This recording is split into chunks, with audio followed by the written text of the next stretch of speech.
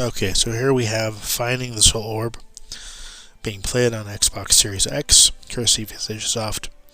So this is a adventure game set in the first-person perspective with occasional elements of first-person shooters, or first-person shooter elements where you can choose to take on demons and or werewolf. You have to take on werewolves, but you have the option of attacking demons and getting a achievement. But the game is beautiful. I mean, look at that. Look at that view. It's an amazing, amazing view. The game looks very, very good on the Series X.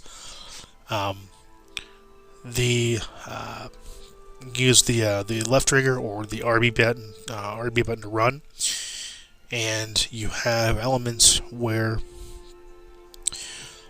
you'll be able to use your crossbow to take on enemies.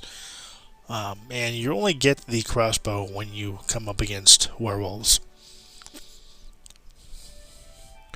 But the game definitely encourages you to explore, because each area has a demon head you can find that'll give you a achievement or trophy, depending on what you're playing this on. You have these periodic save checkpoint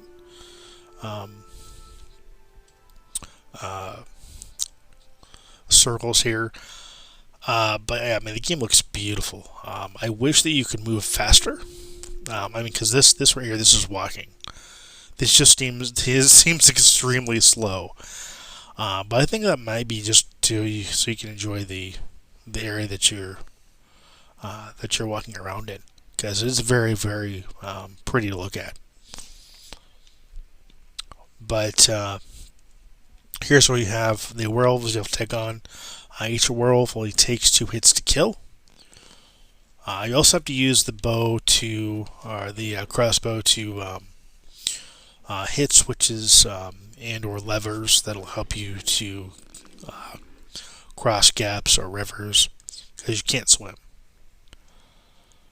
So I mean, they look pretty gnarly. They look pretty big.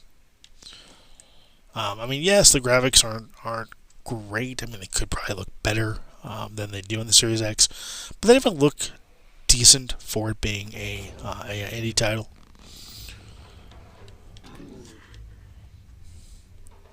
And the AI could be a little bit better.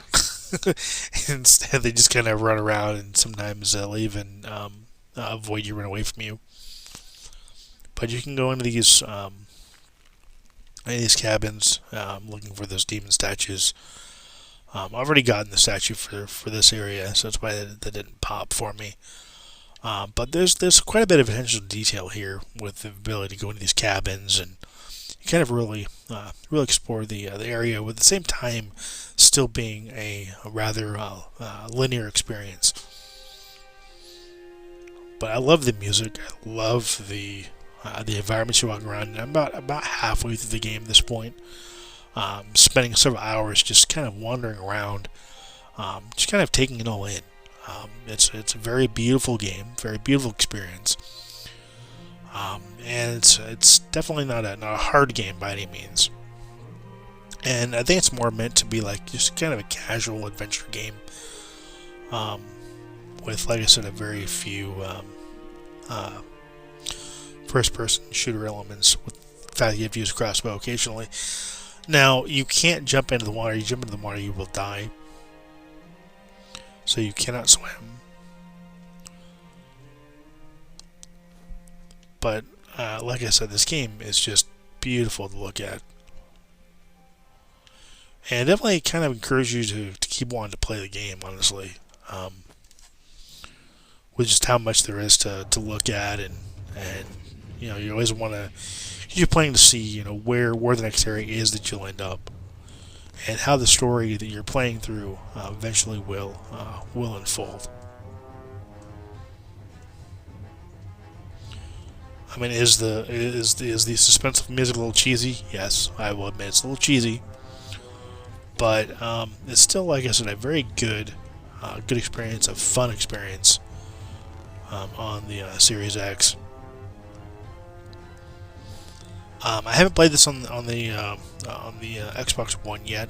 I probably won't, just because I know how it's gonna look. It's gonna look even worse than this, and this isn't even actually that bad. Depending on where you're walking, and how the lighting is hitting the rocks will determine really how the game overall looks. There's a lot of fog in this area, so it doesn't look too great, but I mean, still pretty decent.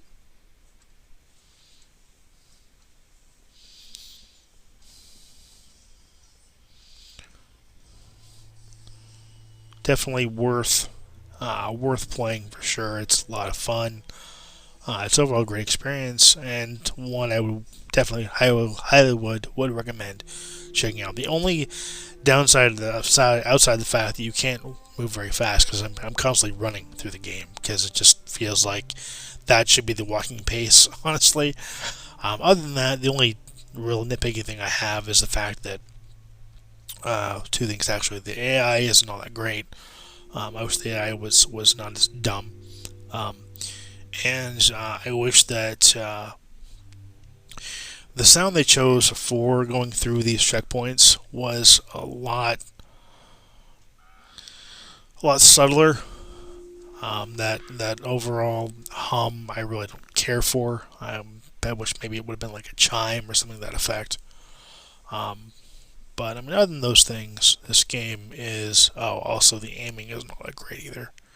Because sometimes you'll end up hitting the enemy, but it'll go through them because you're not quite close enough, which is kind of a bit of an annoyance.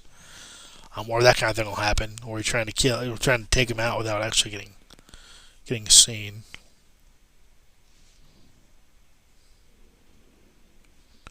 Sometimes you just gotta run up on them and just shoot them. But like I said, overall, a great experience. One I highly recommend if you're a fan of first-person adventure games. This is a very relaxing experience and a very overall great experience, and one I would again highly recommend checking out if you're a fan of these types of games. I would think East Asia Soft, the opportunity. This game again is a very beautiful and wonderful experience on the Series X. I'm sure it'd be just as great on any other platform we play it on, but it looks exceptionally well on the system.